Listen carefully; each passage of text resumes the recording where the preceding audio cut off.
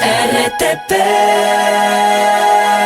Nos acompaña Mónica Rocío Alemán Mármol, ella es asambleísta de Pichincha por la RC5 y también forma parte de la comisión de la Asamblea Nacional, específicamente de la Comisión Permanente del Régimen Económico Tributario y su regulación y control. Con la asambleísta Alemán vamos a hablar sobre la ley de los GAT, que ya acumula pues 9 demandas en la Corte Constitucional, 9 demandas de inconstitucionalidad. Bienvenida a la mañana en RTP, asambleísta, gracias por acompañarnos. Gracias, buenos días, qué gusto poder saludarlos. De todas maneras, también es un gusto siempre poder comenzar el día informando a la ciudadanía y que más a través de este prestigioso medio de comunicación. Asambleísta, antes de ir con este tema importante, rápidamente revisar unas declaraciones del presidente de la Asamblea Nacional y quiero saber también pues cuál es su análisis ante lo que ha dicho, y es que va ahora a visualizar o a demostrar o se van a exponer cómo se dan las votaciones y quiénes votan y quiénes no votan. Esto me imagino en el contexto en el cual un suplente o un asambleísta suplente del mismo oficialismo pues se atrevió a votar en contra en uno de los proyectos económicos urgentes más importantes que tenía el oficialismo que había sido enviado por el presidente de la República, por el Ejecutivo. ¿Cuál es su análisis? Yo aún sigo teniendo algún tipo de dicotomía si esto ayudará o no a transparentar la forma en la que se vota al interior de la Asamblea Nacional, si expone realmente las votaciones o cómo se empujan a votar al interior de la Asamblea Nacional o en qué mejora al sistema legislativo. Bienvenida. Bueno, muchas gracias. Bueno, yo creo que no mejora absolutamente en nada porque, bueno, luego de las votas que se dan las votaciones es público también el listado de cómo se dan las votaciones en cada tema. Bueno, ahora lo que se visualiza específicamente es en una pantalla que ya existen en otros parlamentos a nivel internacional también, no es ninguna novedad. Posiblemente la novedad será de que alguna contratación de algún sistema, eso tendríamos que ver también a lo interno en la Asamblea Nacional, pero eso no refleja lo que sucede en la Asamblea Nacional. Mire usted, si no se hubiera evidenciado la presión que tuvo el asambleísta alterno de la asambleísta Camila León, que no estuvo presente en Guayaquil en la sesión para precisamente aprobar una de las leyes que va a ser también ya tener varias demandas de inconstitucionalidad, pues si no se evidenciaba eso, pues la gente no sabe lo que sucede. Así marcan presión los legisladores de ADN para captar votos. Ya cuando hay una demora en las votaciones, algo está pasando. Precisamente habrá conversas internas, pues, y después ya cuando mandan a votación es porque ya tienen los votos y eso es lo que pasa. Eso no se evidencia en el sistema que ha contratado la Asamblea Nacional. Entonces, yo creo que nada más será un tema de un pantallazo de lo que sucede en la Asamblea Nacional, de lo que sucede en este gobierno. Además que la Asamblea está muy apegada y gobierna conjuntamente con este ejecutivo, con el presidente, entonces está para eso nada más. Yo creo que es un pantallazo más, es un show más que se hace en la Asamblea Nacional, como le menciono. Únicamente este sistema hace que se vean los nombres del momento de la votación, pero eso ya nosotros, al menos a través de la página de la Asamblea Nacional, luego de cada votación ya se hace un listado, incluso usted tiene acceso a poder también saber quién estuvo presente, quién estuvo ausente, cómo votaron, a favor, en contra, abstención, entonces no es ninguna novedad. Por eso le mencionaba, ¿no? En qué mejoran la legislatura. Y hoy está el ejemplo del oficialismo, pero el 7 de agosto del 2025 exactamente estaba el ejemplo de la misma Revolución Ciudadana, donde separaban a Carlos Vargas de justamente del bloque por votar con el oficialismo en uno de los proyectos económicos urgentes. Por eso mencionaba, realmente esto va a transparentar cómo se obliga muchas veces a votar a favor de una normativa o mejorará el ámbito legislativo. Vamos al tema también que mencionaba para ya dejar porque era una duda que tenía nomás dentro de este tema, la ley de los GAT.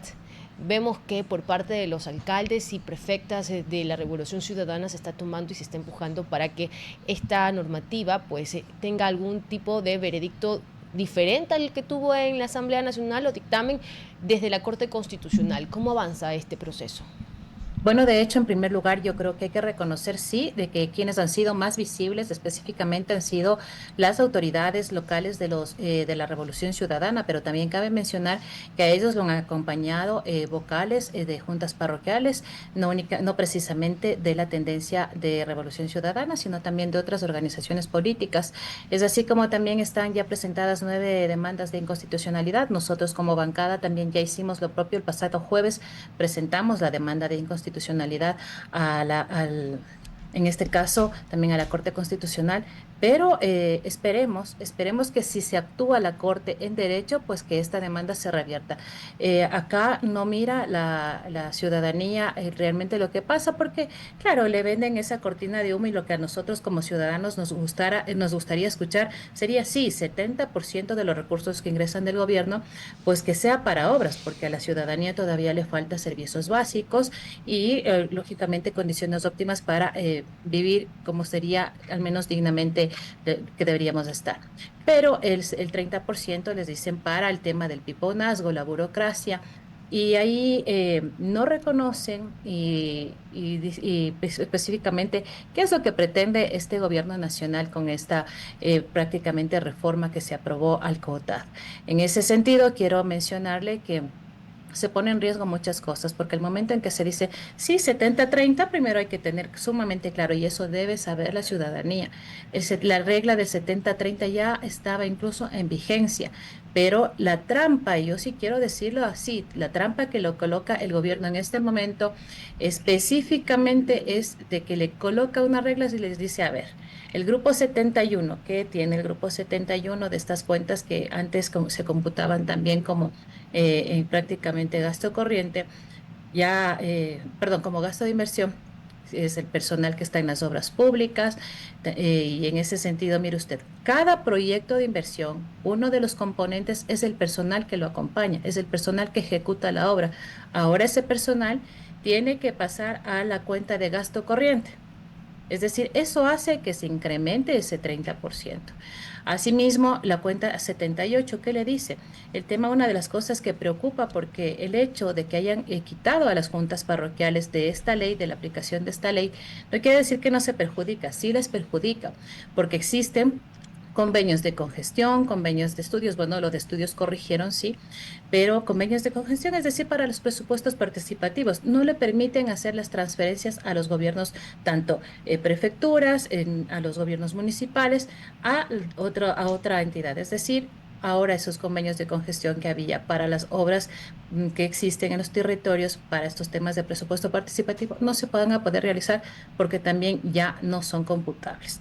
Eso hace que se reste la posibilidad de tener más obras en el territorio, y eso a la ciudadanía no le cuentan. A la ciudadanía le están diciendo que sí, que ahora gasten en agua potable, que ahora gasten en el tema de vialidad, en el tema de alcantarillado, porque así nos venden. Entonces yo creo que a la ciudadanía no deben mentirles, a la ciudadanía deben decirles la realidad. Personal, hay mujeres, mire, yo creo, quiero comentarle alguna de las cosas acá de la provincia a la que yo represento, que es Pichincha. Acá la prefectura de Pichincha tiene en todos los cantones, en los 8 cantones de la provincia de Pichincha, tiene centros de atención a víctimas de violencia. ¿De qué sirve tener esa infraestructura que sí le permite la norma como está aplicada? ¿De qué le sirve tener esa infraestructura a la prefectura de Pichincha si ahora el personal de inversión técnico ya inflaría el tema del 30% del gasto corriente? Entonces, ¿de qué sirve tener infraestructura si no puedo tener el equipo técnico? Por ejemplo, en el tema del municipio de Quito tiene 20 instituciones municipales. Y en este sentido, 20 instituciones educativas Ujú. municipales que tienen alrededor de 25.000 estudiantes. ¿De qué sirve tener infraestructuras si en cambio corren el riesgo el tema de los docentes? Son cosas que no se evidencia. Parecería que la obra pública en tema de cemento es lo que más les importa, porque es una cosa que no ha podido evidenciar este gobierno, también hay que ser claros, no tenemos una obra emblemática que diga, el gobierno de Daniel Noboa ha hecho esta obra. Entonces ahora querrá incluso basarse en lo que les ha colocado a los gobiernos locales. Eso es, en definitiva, una de las preocupaciones, son de las cosas que ya las diferentes autoridades han presentado las demandas de inconstitucionalidad. Ahora tengo conocimiento también que el alcalde de Quito presentará demandas de inconstitucionalidad. El día de mañana presentarán, me parece, también algunas de las juntas parroquiales. Mire usted, a pesar de que no están involucradas en esta norma. Asambleísta, más allá de las razones quizás públicas que se han dado a conocer por parte del oficialismo en cuanto a la ley, como por ejemplo justamente el hecho de querer tener mayor responsabilidad fiscal, entre otras cosas, ¿usted por qué cree que se hace esta ley, que al final del día termina siendo algo que de alguna u otra forma le está quitando cierta autonomía a los diversos consejos municipales, parroquiales y demás, ¿no? ¿Cuál cree usted que sean las razones, quizás, que negociaciones se hayan dado, se hayan hablado un poco más a partir de la razón de por qué nace esta ley per se? Bueno, esta ley en primer lugar yo creo que es para debilitar a los gobiernos locales, porque mire usted, incluso la afectación que tiene cada uno de ellos es precisamente en esas obras que tienen más cercanía con la gente. Esa es una de las razones. Pero otra de las razones principales, hay que ser bien claros, el gobierno nacional adeuda más de 1.200 millones de dólares a los gobiernos locales.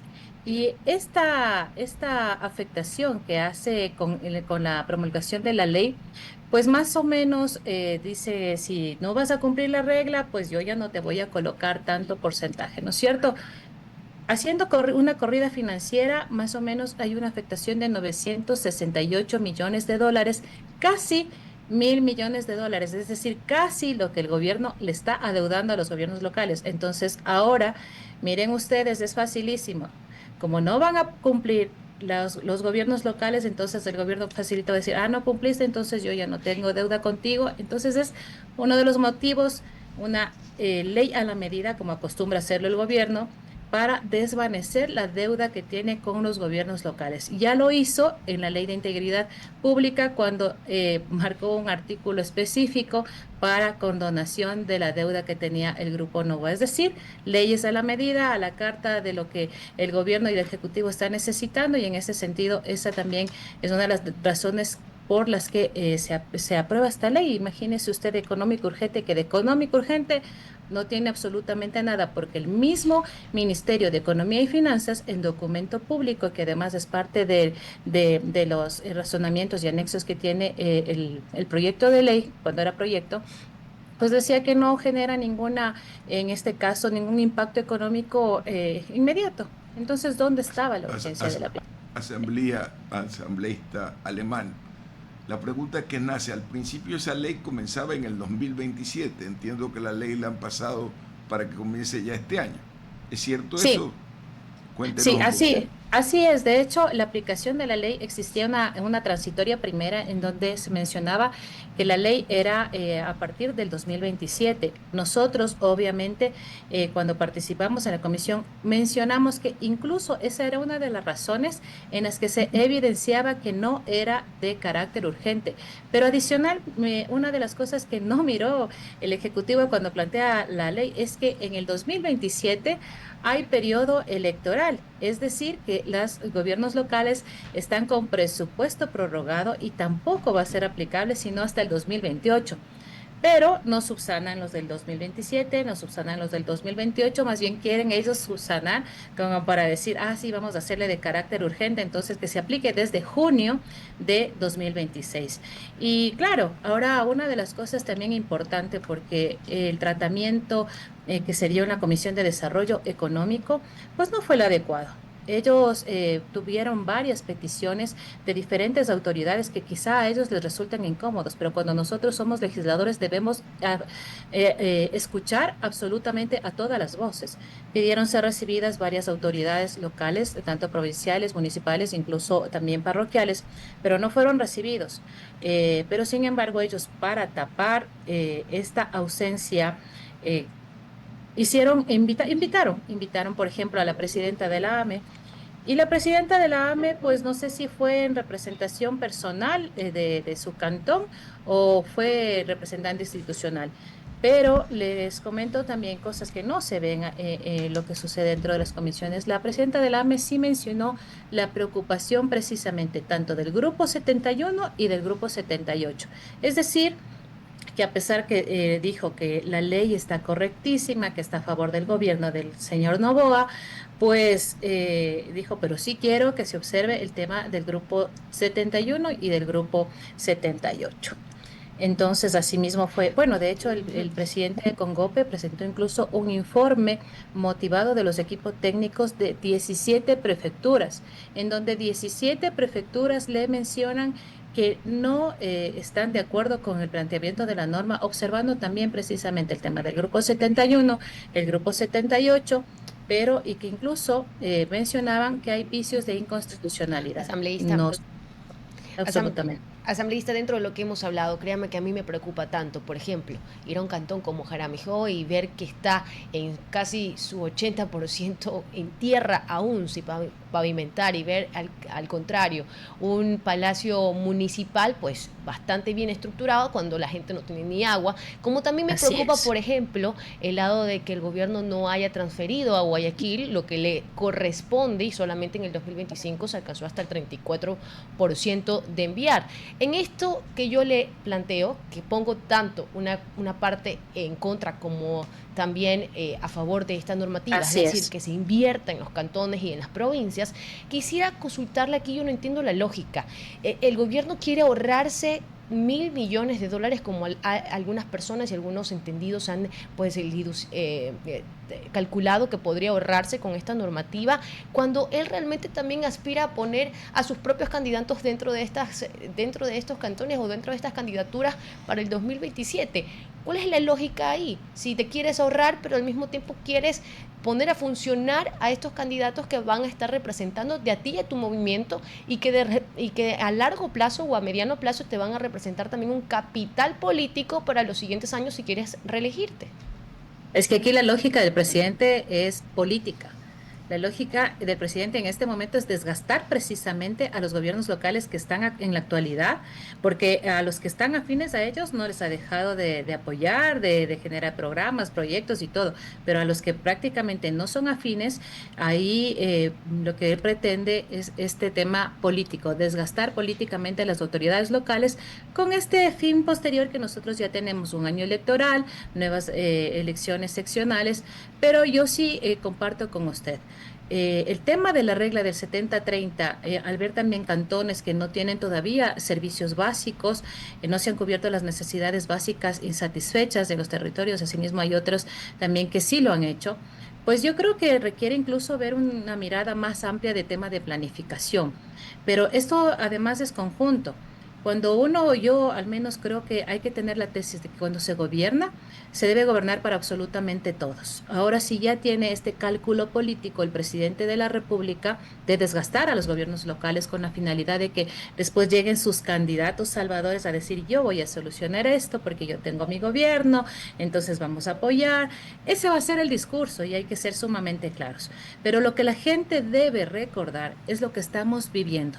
Se nos incrementó el IVA 3 puntos y nos dijo a todos los ecuatorianos, arrimemos el hombro para mitigar este tema de inseguridad que vivimos. ¿Qué ha pasado? ¿Dónde están esos más de 1.500 millones de dólares que se ha recaudado del IVA? En nada. La inseguridad sigue, terminamos el 2025 como el año más, en este caso, crudo. Entonces, yo aquí hay que decirlo así, las palabras, en temas de inseguridad, en temas de muertes. O sea, tuvimos el año más duro de la historia del Ecuador. Entonces no se ha mitigado absolutamente nada. Entonces nosotros, los ecuatorianos, sí te dicen, aporten ustedes para esto, nosotros vamos a hacer eso, pero el gobierno no hace nada. Y lo que es peor, no da respuestas, porque se hace el tema de control político, de fiscalización, y ni siquiera responden. Asambleísta Alemán, gracias por habernos acompañado y haber conversado sobre este tema. Sin duda alguna, pues estaremos pendientes cómo se desarrolla en la Corte Constitucional estas demandas. Gracias. Muchas gracias. Muy amable, gracias. Que tengan una excelente